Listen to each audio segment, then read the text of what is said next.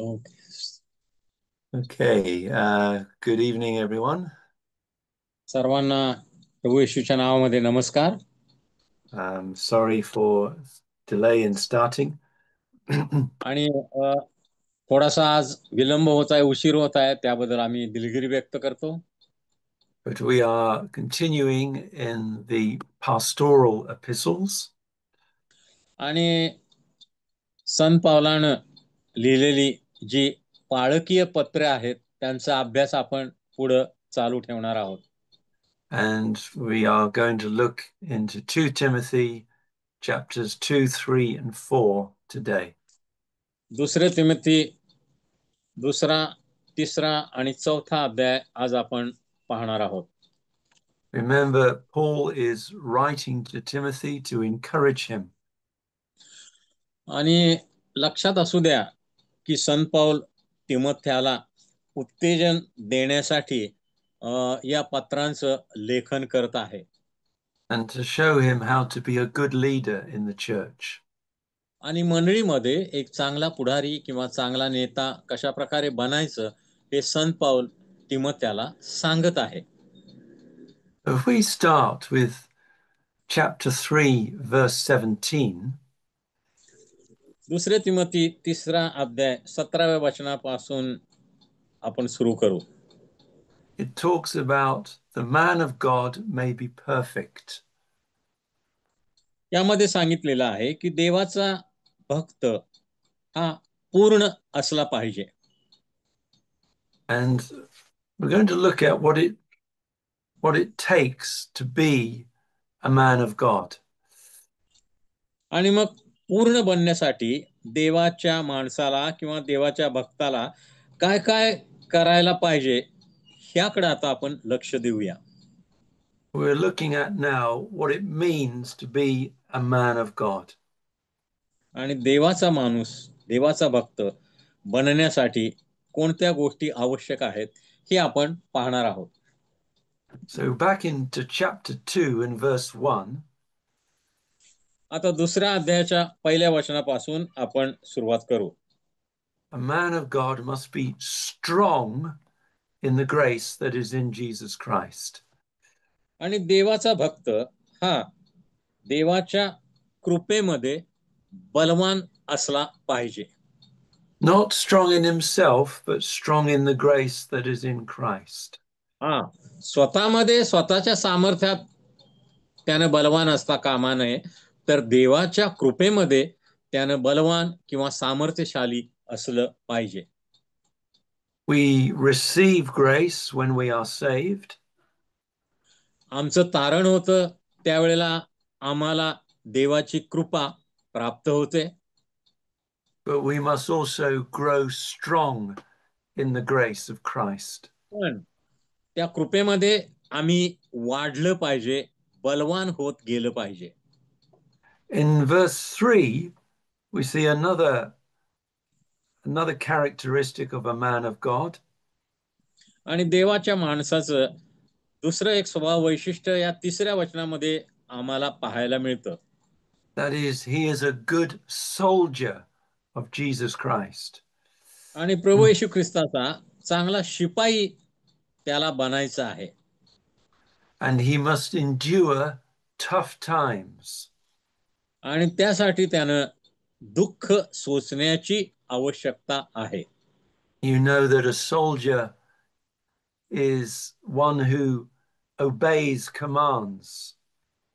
आम्हाला माहित आहे एक सैनिक किंवा एक शिपाई हा नेहमी आपल्या वरिष्ठ अधिकाऱ्यांच्या आज्ञेचं पालन करणारा व्यक्ती असतो.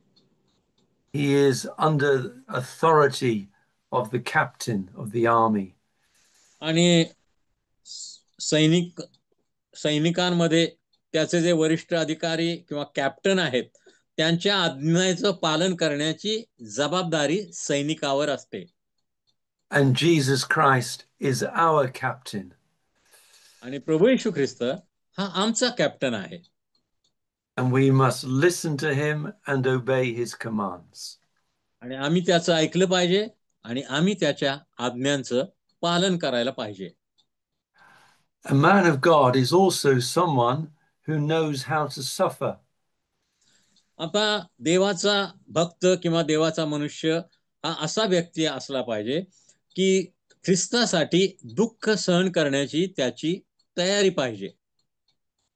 And in verse 9, he says, I suffer trouble as an evildoer, even to chains.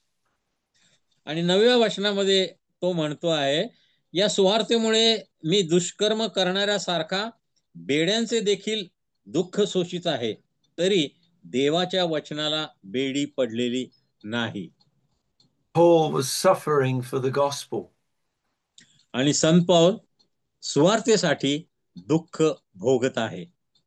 But in verse 12, it says that if we suffer, we will also reign with him. 12व्या वचनामध्ये आम्ही पाहतो की जर आम्ही धीराने दुःख सोसतो तर आम्ही त्याच्या बरोबर गौरवामध्ये राज्यही करू. आमेन.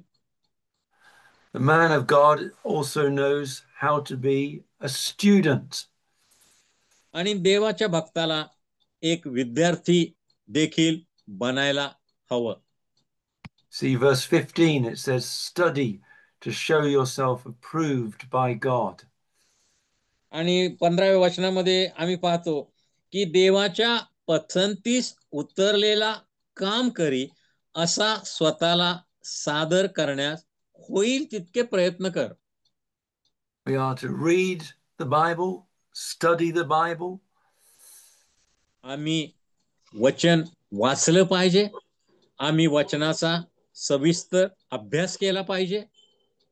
We are to meditate and memorize the parts of the Bible. आणि देवाचे वचन आम्ही पाठ केलं पाहिजे, देवाच्या वचनाचा आम्ही अभ्यास केला पाहिजे. We are to know the truth of the Bible. आणि देवाच्या वचनातील सत्य काय आहे हे देखील आम्ही समजून घेतलं पाहिजे. And it will help us to recognize what is the difference between truth and error.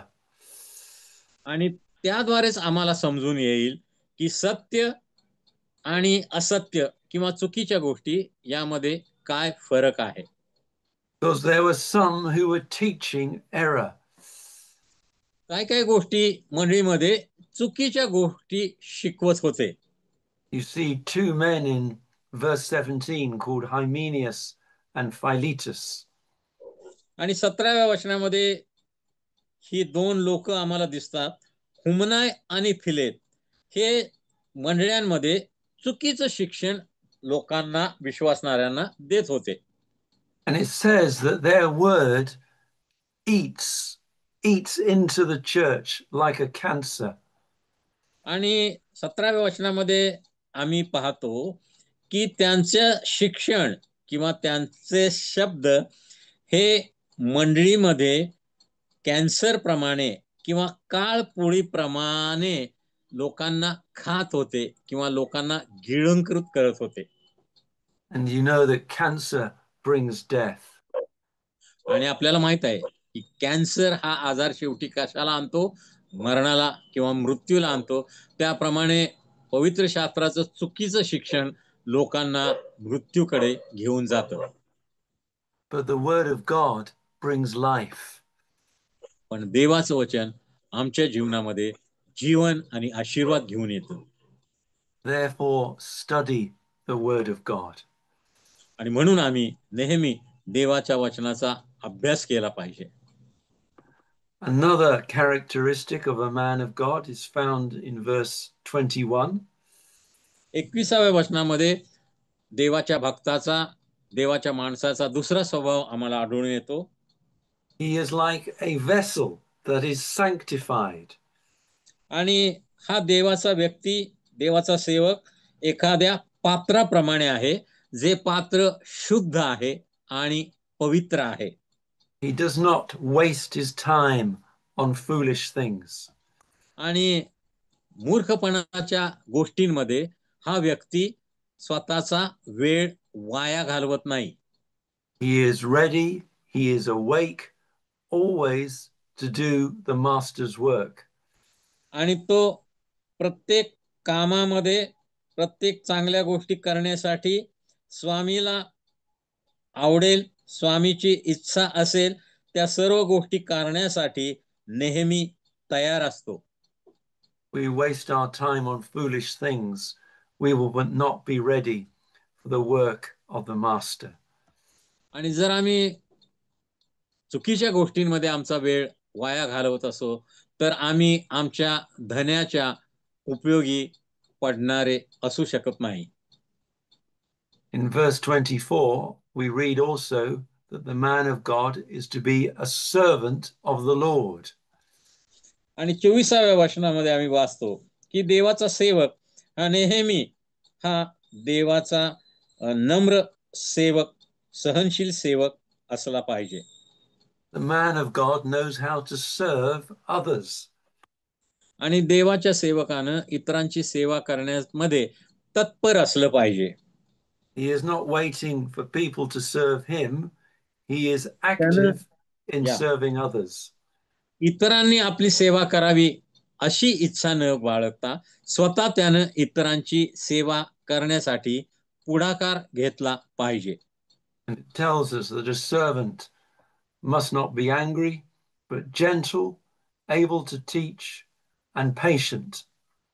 आणि पुढे आम्ही वाचतो की हा देवाचा सेवक रागीट नसावा, तो सौम्य असावा, त्यानं सौम्यतेनं इतरांना शिक्षण देण्याचा प्रयत्न केला पाहिजे.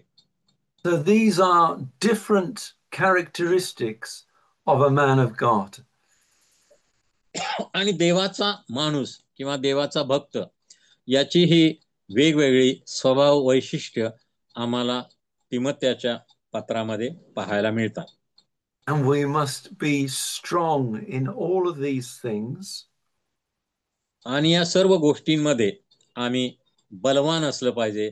या सर्व गोष्टींमध्ये आम्ही टिकून राहिलं पाहिजे. Why must we be strong?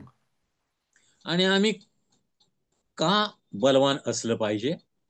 Because in chapter 3, verse 1, he tells us that in the last days, dangerous times will come. कारण 3ऱ्या अध्यायाच्या पहिल्या वचनामध्ये आम्ही वाचतो की शेवटच्या काळी कठीण दिवस येतील हे समजून घे. When you are leading a church, there will be dangerous times. तुम्ही जेव्हा एका मंडळीचं पुढारीपण करत असता त्यावेळेला कधी कधी कठीण दिवसांना, अडचणीच्या दिवसांना तुम्हाला सामोरं जावं लागतं. So what kind of danger was he talking about? आणि कोणत्या प्रकारचा धोका किंवा कठीण दिवस संत पौल त्या संबंधी बोलत आहे? It is not the danger of war or famine or disease or earthquake. आणि भूकंप, दुष्काळ, युद्ध या संबंधीच्या कठीण गोष्टींबद्दल संत पौल बोलत नाही. It comes in verse 2 from men who will be lovers of themselves, greedy, boasters, proud, and so on. शेवटच्या काळी माणसे स्वार्थी, धनलोभी, बढाईखोर, गर्विष्ठ, निंदक, आईबापास न मानणारी, उपकार न स्मरणारी अशी बनतील. These are the dangers that Paul is warning Timothy about.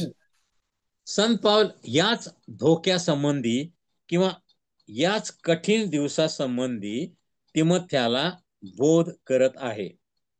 And you can read the list from verse 2 to verse 4. आणि 2ऱ्या वचनापासून 4थ्या वचनापर्यंत अनेक गोष्टींची यादी त्या ठिकाणी संत पौल तिमोथेला सादर करत आहे. And it says in verse 5, like a summary, that they have the form, the outward appearance of godliness, but they have no power.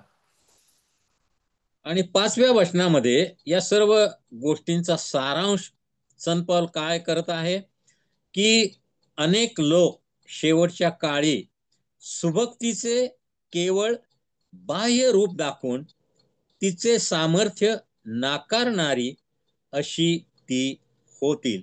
त्यांच्यापासून दूर राहा. They have the appearance, maybe the building, the clothes, the words, but they don't have the power. आणि मग त्यांच्याकडे चांगल्या इमारती असतील, चर्चेसच्या मंडळांच्या, चांगले कपडे असतील, चांगली वाद्य सामुग्री असेल, सर्व गोष्टी व्यवस्थित असतील, पण त्यांच्यामध्ये देवाचं सामर्थ्य आढळून येणार नाही. Because the Bible tells us that the kingdom of God is not in word, but in power. आणि पवित्र शास्त्र आम्हाला सांगतं की देवाचं राज्य हे सामर्थ्यामध्ये नाही, तर ते देवाच्या वचनामध्ये आहे. You see 1 Corinthians chapter 4 verse 20. पहिले करिंथी याचा 4 अध्याय 20 वचन या संबंधी आम्हाला सांगतं. पहिले करिंथी 4:20. The kingdom of God is not in word, but in power. कारण देवाचं राज्य बोलण्यात नाही, पण सामर्थ्यात आहे. It has the power to change us and to make us more like Christ. आणि देवाचं वचन किंवा देवाचं राज्य आमच्यामध्ये बदल घडवतं, आमचं परिवर्तन करतं आणि आम्हाला अधिक प्रभू येशू ख्रिस्तासारखं बनवतं. But those who just have the outward appearance of godliness, Paul पण says, ज्यांच्याकडे फक्त बाह्य स्वरूप आहे, he tells us to turn away from them. आणि अशा लोकांपासून बाजूला राहा, दूर राहा, असा संत पौल तिमोथेला सल्ला देत आहे. Don't join to them. अशा लोकांमध्ये मिसळू नका, त्यांच्याबरोबर सहभागिता करू नका. The kingdom of God is not just to do with appearance, it's to do with what is on the inside. आणि देवाचं राज्य फक्त बाह्य गोष्टींवर अवलंबून नाही, देवाचं राज्य अंतर्गत गोष्टी, आतील गोष्टींवर अवलंबून आहे, देवाच्या सामर्थ्यावर अवलंबून आहे. Then Paul tells Timothy the example to follow. नंतर संत पौल तिमोथेला उदाहरण देत आहे की जे त्यानं त्याचं अनुकरण केलं पाहिजे, त्याप्रमाणे वागलं पाहिजे. He says in chapter 3 verse 10, you have fully known my doctrine, my manner of life, purpose, faith, patience, love, long suffering. आणि 10व्या वचनामध्ये संत पौल म्हणतो, तू माझे शिक्षण, आचार, संकल्प, विश्वास, सहनशीलता, प्रीती, धीर, माझा झालेला छळ, माझ्यावर आलेली संकटे ही ओळखून आहेस. Paul, the life of Paul was an example to Timothy to follow. आणि संत पौलाचं जीवन तिमोथेसाठी एक आदर्श उदाहरण होतं. त्याप्रमाणे त्यानं वागायचं, चालायचं आणि सेवा करायची होती. Paul knew the power of the kingdom of God. संत पौलाला देवाच्या राज्याच्या सामर्थ्याचा अनुभव होता. And he wanted Timothy to know the same. आणि संत पौलाची इच्छा होती की तिमोथेनं देखील देवाच्या सामर्थ्याचा अनुभव घ्यावा. Now, when we live in the power of the kingdom of God, ज्यावेळेला आम्ही देवाच्या राज्याच्या सामर्थ्यामध्ये जीवन जगतो, we will live godly lives. आम्ही एक सुभक्तीचं जीवन जगतो. But when we live godly lives, we will also suffer persecution. Verse 12. पण सुभक्तीचं जीवन जगताना बऱ्याच वेळेला आम्हाला छळाला, विरोधाला सामोरं जावं लागतं. 12व्या वचनामध्ये आम्ही पाहतो. So do not be surprised if you are living a godly life that persecution will come. आणि म्हणून ख्रिस्त येशूमध्ये सुभक्तीने जीवन जगत असताना तुमचा छळ झाला किंवा तुम्हाला विरोध झाला, तुमची निंदा झाली, तर आश्चर्य वाटून घेऊ नका. And I know that in India there are laws trying to persecute Christians. आणि भारतामध्ये आता भारतातील अनेक राज्यामध्ये धर्मांतराचे कायदे अस्तित्वात येत आहेत, ज्याद्वारे ख्रिस्ती लोकांना सुवार्तेसाठी बंदी आणि त्यांचा छळ करण्याचा प्रयत्न होत आहे. How are we to respond to this kind of persecution? अशा विरोधाला, छळाला आम्ही कशा प्रकारे सामोरं गेलं पाहिजे? Are we to fight back? आम्ही जशास तसं त्यांना उत्तर दिलं पाहिजे का? No.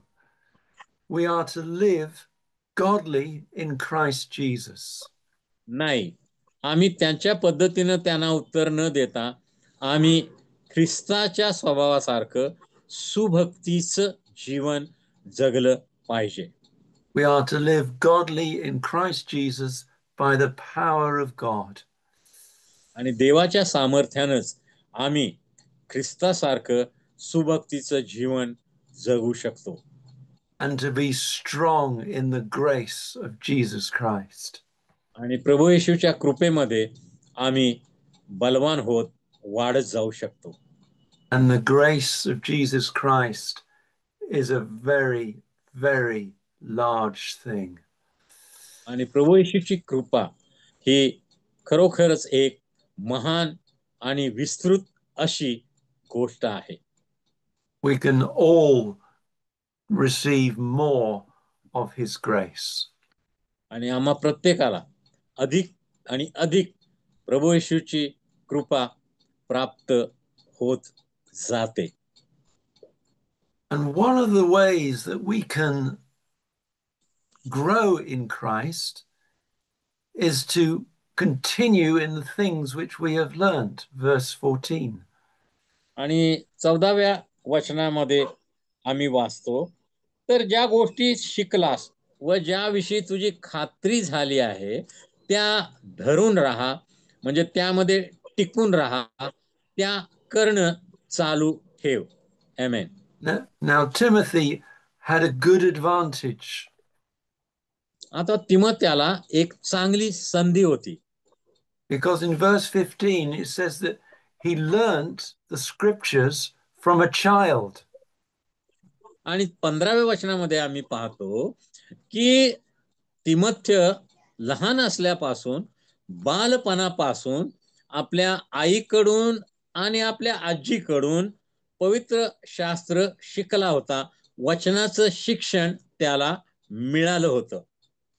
If you remember back into chapter 1 verse 5, Timothy had a grandmother called Lois and a mother called Eunice. आणि पहिल्या अध्यायामध्ये आम्ही पाहतो की तिमोथेची आजी आणि तिमोथेची आई या दोघींनीही तिमोथेला बालपणापासून वचनाचं शिक्षण दिलं होतं. And his grandmother and his mother taught him the scriptures. आणि त्याच्या आईनं आणि त्याच्या आजीनं लहानपणापासून त्याला वचन शिकवलं होतं, विश्वासामध्ये त्याला वाढवलं होतं.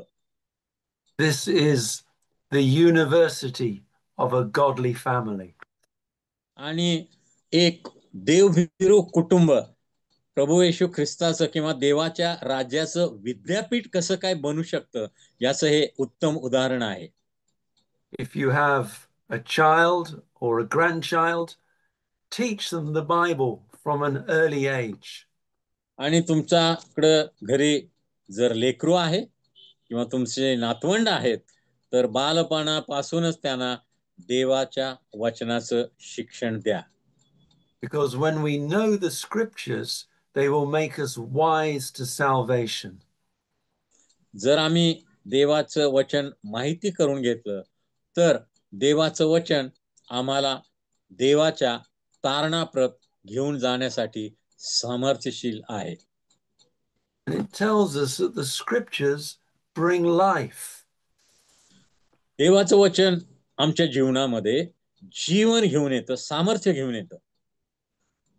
It says in verse 16 that all scripture is given by inspiration from God.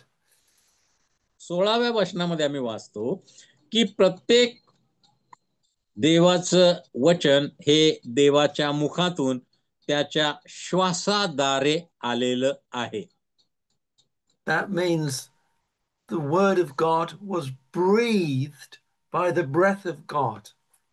याचा अर्थ काय की देवाचं वचन आपल्या श्वासाद्वारे फुंकलेलं आहे किंवा ते आम्हाला दिलेलं आहे किंवा प्रगट केलेलं आहे.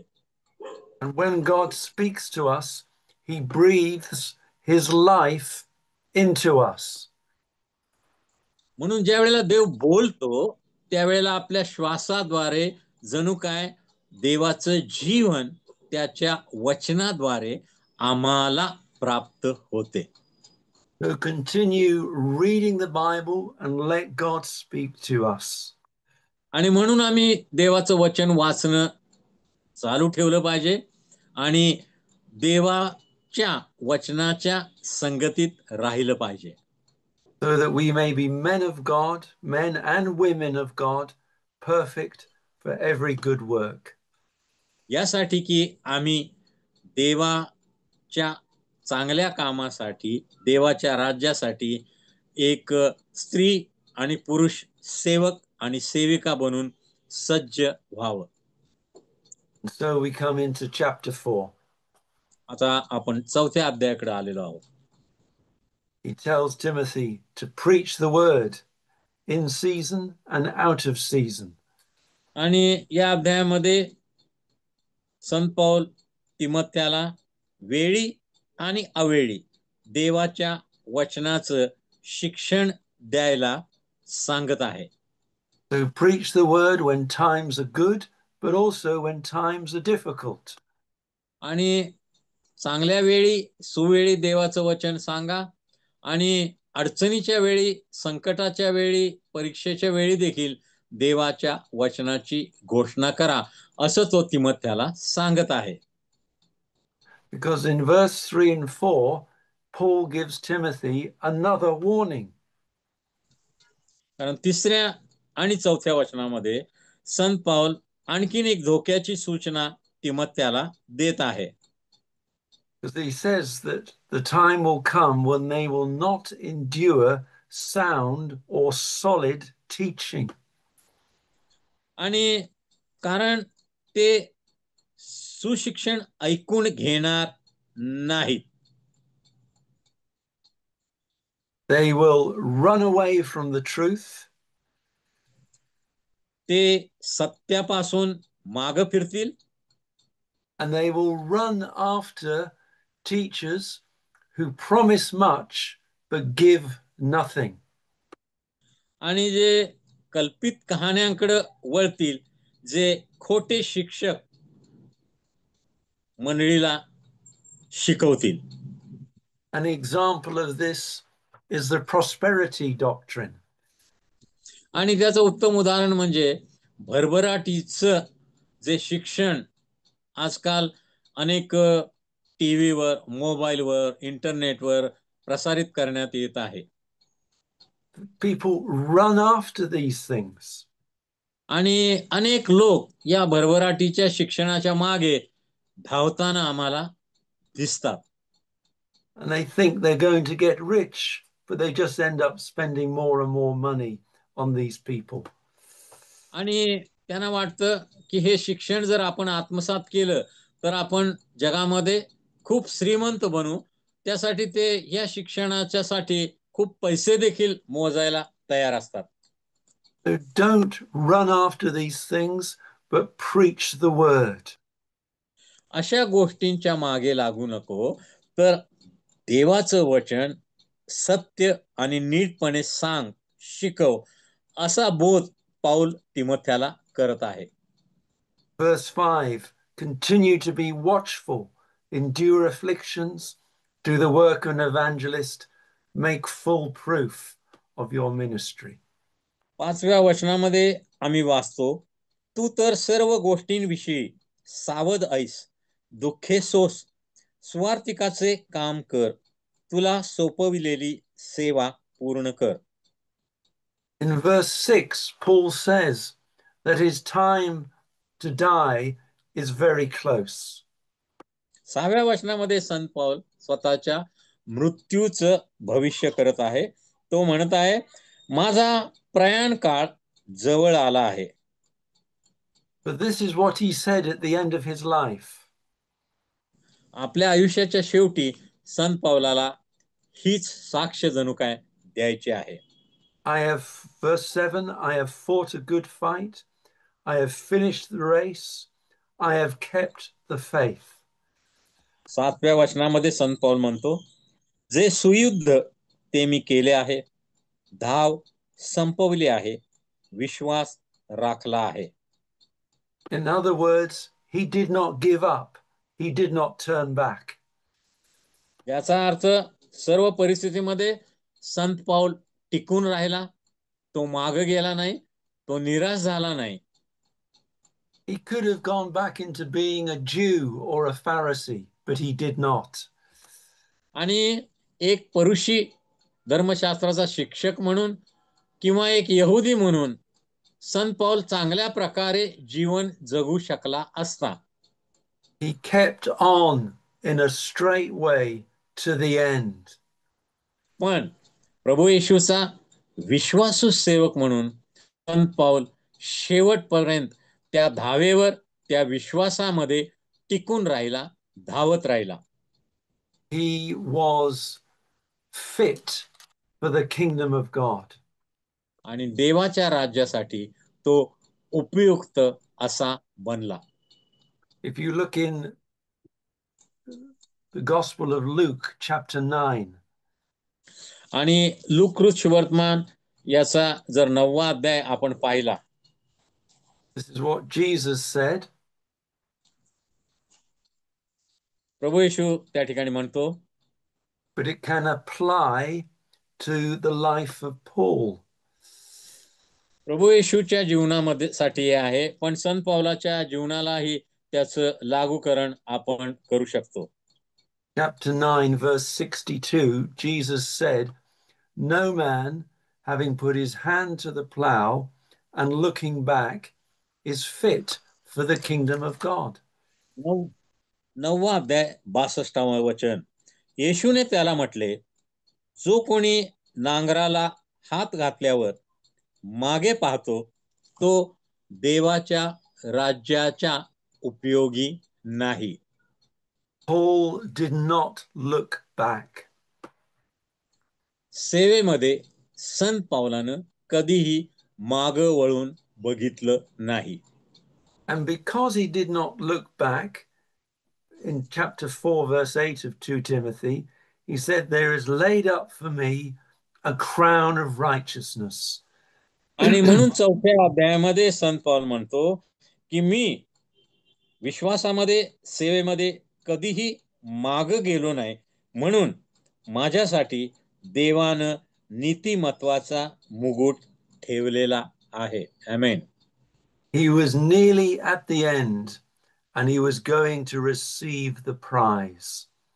आणि संत पौल आपल्या जीवनाच्या शेवटच्या भागामध्ये, टप्प्यामध्ये आहे, आणि आता तो देवाकडून मिळणारा नीतिमत्वाचा मुकुट स्वीकारण्यासाठी जणू काय तयार आहे.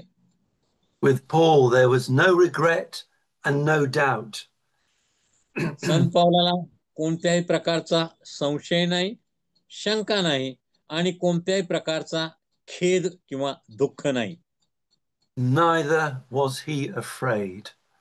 आणि संत पौल कधीही कोणत्याही गोष्टीला घाबरलेला नव्हता. And then in the rest of chapter 4 he mentions a lot of people.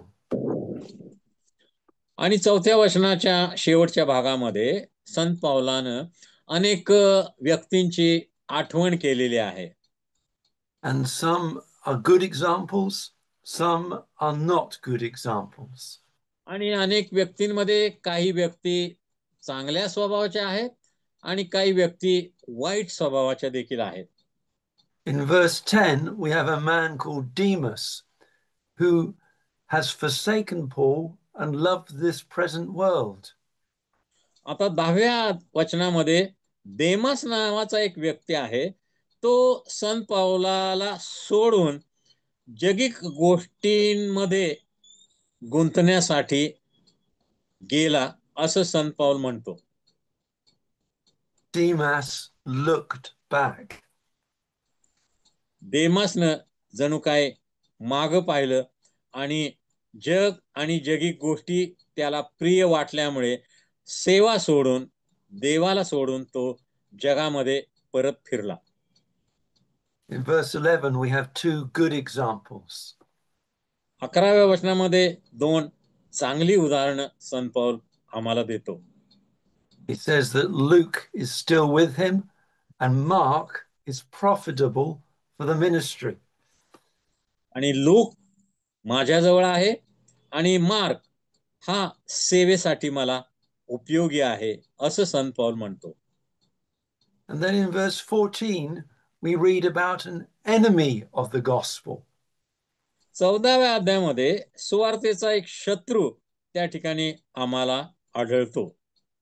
There's a man called Alexander the coppersmith who did much evil. आणि अलेक्झांद्र तांबटाने माझे पुष्कळ वाईट केले असं संत पाऊल म्हणतो. And it tells us why he was an enemy. आणि तो का शत्रू आहे हे देखील पाऊल त्या ठिकाणी सांगतो आहे. Because in verse 15, he greatly resisted the words that Paul was preaching. आणि 15व्या वचनामध्ये आम्ही वाचतो संत पाऊल ज्या गोष्टी बोलत होता, सांगत होता सुवार्तेमध्ये देवाच्या राज्याच्या, त्या सुवार्तेला हा व्यक्ती आडवा येत होता, त्याला अडखळण करत होता. It is a dangerous thing to resist the word of God. देवाच्या वचनाला अडखळण करणं, देवाच्या वचनाला विरोध करणं ही धोकादायक गोष्ट आहे. The Lord will judge people like that. आणि अशा प्रकारच्या लोकांचा देव नेहमी न्याय करणार आणि त्यांना शिक्षा देणार. Then Paul talks about when he was first arrested. ज्या वेळेला संत पावलाला पहिल्यांदा अटक झाली त्यावेळेच्या गोष्टी संबंधी संत पाऊल सांगत आहे. Verse 16, he says that no one stood with me. 16व्या वचनामध्ये तो म्हणतो माझ्या पहिल्या अटकेच्या जबाबाच्या वेळेस माझ्या बाजूला कोणीच नव्हते. But in verse 17, he said, even though no one stood with me, the Lord stood with me and strengthened me. आणि 17व्या वचनामध्ये तो म्हणतो मला अटक झाली त्यावेळेला कोणी माझ्या बरोबर नव्हते, प्रभू माझ्याजवळ उभा होता आणि प्रभूने मला शक्ती दिली, सामर्थ्य दिलं आणि जणू काय सिंहाच्या जबड्यातून मला मुक्त केलं. So remember, even if others do not stand with you, the Lord will stand with you. आणि म्हणून संकटाच्या समयी, अडचणीच्या वेळेला, विरोधाच्या वेळेला जरी कोणी तुम्हा बरोबर उभं राहिलं नाही, तुम्हाला मदत केली नाही, तरी लक्षात ठेवा की प्रभू नेहमी तुमच्या बरोबर आहे, तुमच्यासाठी आहे. तो तुम्हाला मदत करण्यास सदा सर्वदा तयार आहे. Not only will the Lord stand with you, but in verse 18, he will deliver you from every evil work. आणि फक्त प्रभू तुमच्या बाजूला उभा राहणार नाही, तुम्हाला मदत करणार आणि सर्व दुष्ट योजनापासून मुक्त करणार असं देखील 18व्या वचनामध्ये आम्ही वाचतो. He will deliver you and keep you until you enter the kingdom of heaven. आणि प्रभू सर्व दुष्ट योजनांपासून तुम्हाला मुक्त करील व आपल्या स्वर्गीय राज्यात घेण्यासाठी तुमचं धारण करेल. Paul was about to enter heaven. संत पौल आता आपल्या आयुष्याच्या शेवटच्या कालावधीमध्ये आहे. जणू काय स्वर्गामध्ये प्रवेश करण्यासाठी तो आता तयार आहे. He did not get there by himself, but by the grace of God. आणि स्वतःच्या सामर्थ्यानं, बुद्धीनं, ज्ञानानं तो स्वर्गाच्या राज्यामध्ये जाणार नाही, तर केवळ देवाच्या कृपेमुळेच तो स्वर्गाच्या राज्यामध्ये जाणार आहे. And he talks about eternal glory. आणि संत पौल सार्वकालिक गौरवाविषयी देखील बोलत आहे.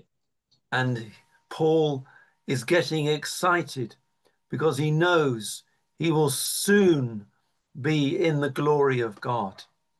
आणि संत पौल स्वर्गाच्या राज्यासंबंधी खूप आवेशी झालेला आहे, उत्तेजित झालेला आहे, की त्याला माहित आहे काही काळानंतर तो स्वर्गाच्या राज्याच्या गौरवामध्ये जणू काय प्रवेश करणार आहे. And Paul is saying to Timothy, look, I have fulfilled my ministry. आणि संत पौल तिमोथेला जणू काय सांगत आहे की हे बघ, मी माझी सेवा विश्वासानं पूर्ण केलेली आहे. I have fulfilled my ministry. Now you, Timothy, you fulfill yours. आणि मी जशी माझी सेवा विश्वासानं पूर्ण केलेली आहे, तसा तिमोथी तुला दिलेली सेवा, तुझं पाचारण देखील तू विश्वासानं पूर्ण कर. And to help you, Timothy, may, verse 22, may the Lord Jesus Christ be with your spirit and may grace be with you. आणि 22व्या वचनामध्ये संत पौल तिमोथेला म्हणतो की प्रभू तुझ्या आत्म्याबरोबर असो, तुझ्या बरोबर कृपा असो. If Jesus is with us and his grace is with us, we will fulfill the work of God.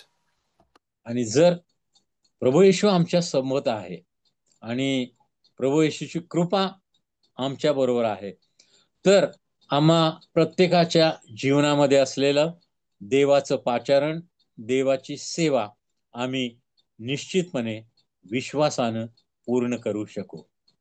May his grace be with us all.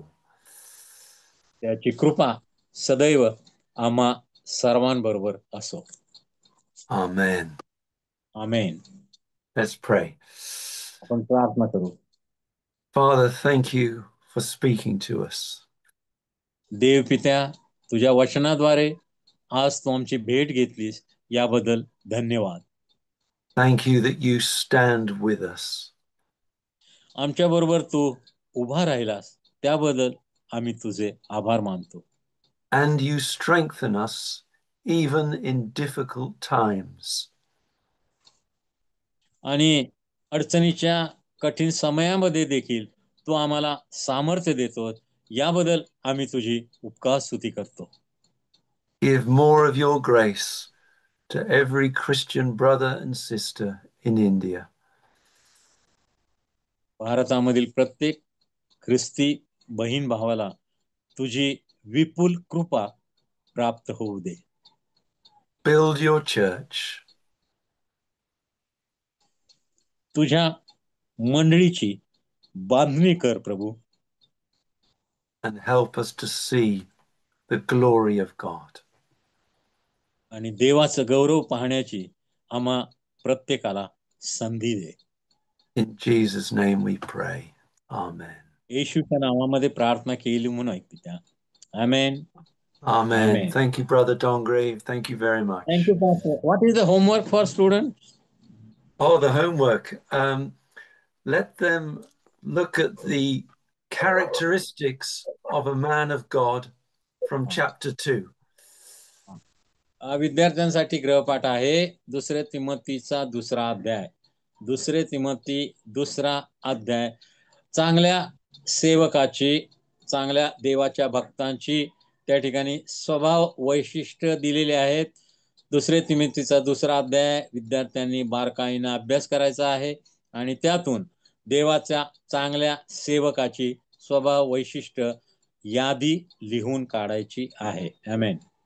Amen. Thank you very much and see Thank you you, next Pastor. week. God bless you. See you next week. Thank Thank you. you. Bye. Bye. Bye-bye.